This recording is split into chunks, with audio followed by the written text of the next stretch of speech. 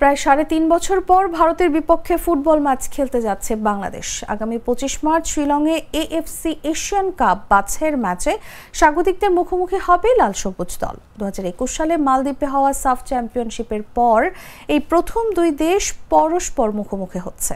ওই ম্যাচটি ড্র হয়েছিল ১-১ গোলে। এবার কি করবে বাংলাদেশ?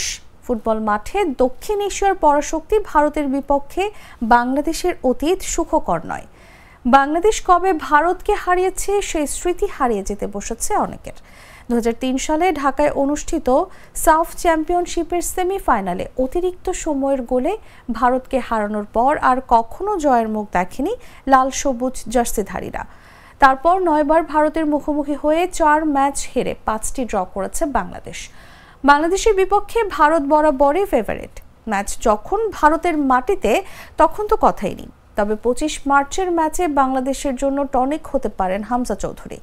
ইংলিশ লিগের দ্বিতীয় স্তরের দল শেফিল্ড ইউনাইটেডের এই ডিফেন্সিভ মিডফিল্ডারের বাংলাদেশের জার্সিতে অভিষেক হবে ভারতের বিপক্ষে ম্যাচে।